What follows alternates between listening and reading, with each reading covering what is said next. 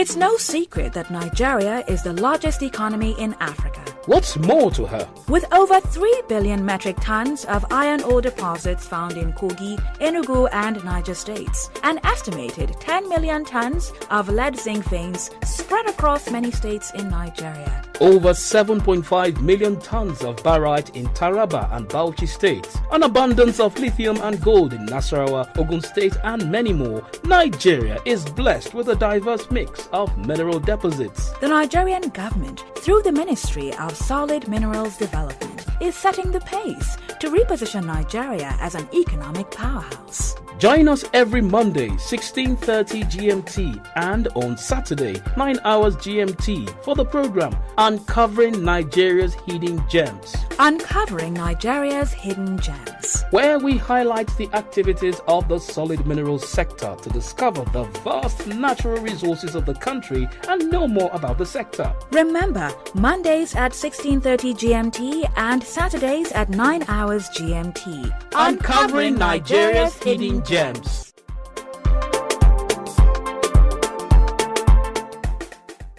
Your distinguished honorables, ministers from African countries, distinguished ladies and gentlemen, officials of this August occasion, even though it's happening in July, it's still an August occasion. Ladies and gentlemen, I sincerely welcome you to this ministerial roundtable, which is a precursor to the extensive deliberations we are going to have and be having throughout the duration of this very momentous event. The Secretary General of the African Minister Strategy Group, my dear brother Moses Gandu from Uganda, all my brother and sister ministers of minerals in other African countries, Malawi, Sierra Leone, Chad, Liberia, and all the rest of us that are here, I welcome you all sincerely to Abuja and to Nigeria. It is indeed a great honor for me to welcome you to this roundtable, and indeed to the Federal Republic of Nigeria, which is home to more than 1/4 of the black race and the legendary champion of the cause of the peoples of Africa since independence, our independence in 1960. Distinguished ladies and gentlemen, we are proud in Nigeria of our very rich pro-African history. And this is attested to by the various interventions that we have made in the past several decades in the emancipation process of the peoples of Africa. And this is not just a fluke, it's not just by accident. It's actually a result of our historical antecedents as Africans. You all recall, and this I have said on several occasions at different fora, about the common heritage and history that we have in Africa. And we've gone through the throes of development via various stages. We have gone through the very excruciating pains of slavery. We have gone through the paroxysms of colonialism and its aftermath. And at the moment, we are going through neo-colonialism. And this is one of the reasons that we have come together to say that we should take our destiny in our own hands. And it's about time we did. Because we not only have an onerous responsibility to take Africa out of the woods, But we must no longer, as Africans, be the hewers of wood and the fetchers of water. For the developed societies that take delight in exploiting our natural resources for their own development. It's about time we took up the gauntlet. And history has really placed us in a vantage position at this period. We do not have any excuse as Africans who have been exposed, who have had the privilege of education, who have had the privilege of international engagements and interacting with the developed societies. And of course, what we've learned from our various and varied exposures is what we decided to bring to the table to really give teeth to that definition of emancipation. Emancipation is not just theoretical, it has to be practicalized, it has to be pragmatized, and that is the essence of our meeting, and that is the essence of the African Natural Resources and Energy Summit. I think the first thing is that we have to focus on working together to be able to share amongst ourselves so that we can address the challenges that have been facing some of our countries, but also take advantage of the opportunities. It is very important that to maximize the full benefit of our minerals, we must add value locally, what we call local beneficiation, because this leads to jobs for millions of our young people. It also leads to industrialization, but as well as growing the contribution of the solid mineral sector on the gross domestic product. We know that for the years that we have had all these vast minerals on the continent, we have often not gotten the best value out of it because we usually export them as raw materials. And the system has been designed to always fight us as a continent. But today in this ministerial roundtable, we are saying that the time is now. As Africa being this sleeping giant where everybody is exploiting our mineral resources, needs to be able to wake up. And in waking up requires that we build our capacity by sharing what works in one place and what should work in the other.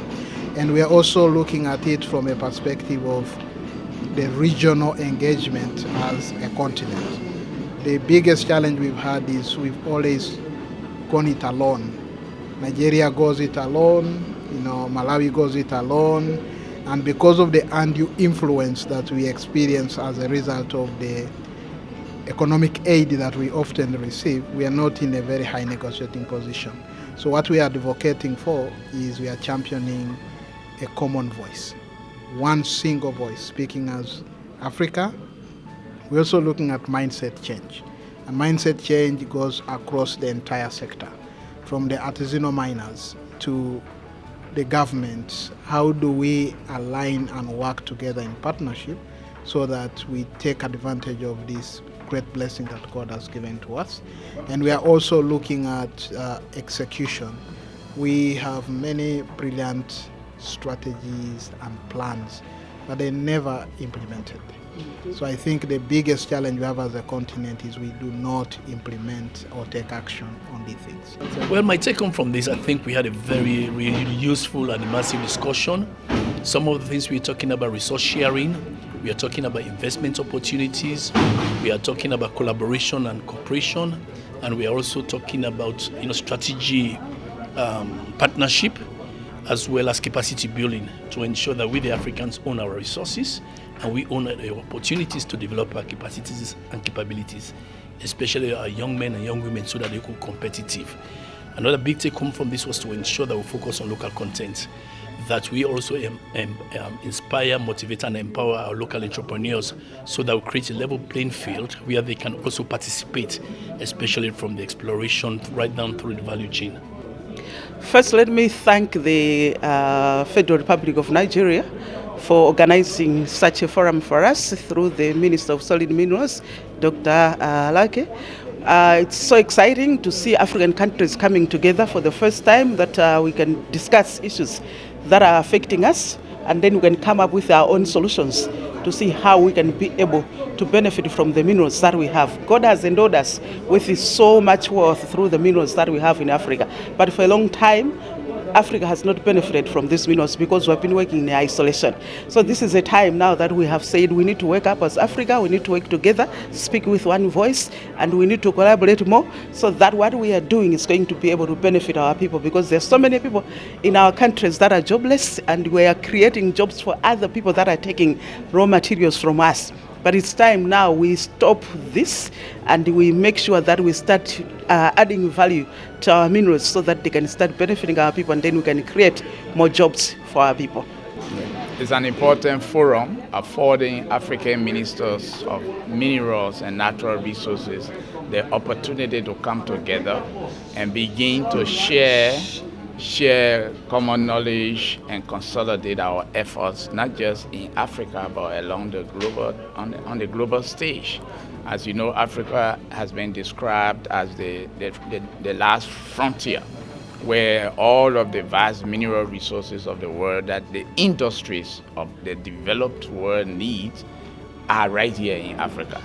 What has been lacking is our ability as a continent and as countries of the continent to be able to manage those resources effectively and efficiently for the benefit of the citizenry. As a result, what is presented outside as image of Africa is poverty, is disease, is ignorance, is wars, but this is a different opportunity. It's telling the world that Africa has come together, and we are coming together. It's not just a talking shop. That's why everybody says it shouldn't be a talking shop. It should be matched by actions. We need strong political will in our different countries to be able to take custody, and that's ownership of our vast resources. The only way you can manage it, if you can measure it, if you can take control of it, then you are able to decide how it is traded. It is surprising to know that as important as Africa is, we don't even participate in deciding the prices of minerals. The mineral trade is controlled by outsiders. We don't take part in the decisions leading to certain standards and all the policies and regulations that control the mineral trade. So here in Nigeria, in Abuja, we are saying, as Africans, we need to come together as countries, as one community, to be able to take ownership and believing in ourselves. What we need, we have political independence in our different countries, but we need economic and financial independence. Yeah, this summit, it's an open eye to industrialists like us. Nice networking. This is the first time I'm feeling the impact of togetherness in Nigeria. I'm used to this in Europe. I'm used to this in UK. We go for summit conferences every month. So it helps to build your acumen to be able to work according to global standard level, vis-a-vis giving your top notch to the best practice. I'm an engineer. I'm a teacher of business studies, and I'm community people man. So I think this summit has brought everybody together. The industrialists, the researchers, the governmental, the regulators. I give top notch to the president, vice president, and ministers of this country. I think they've done well to me.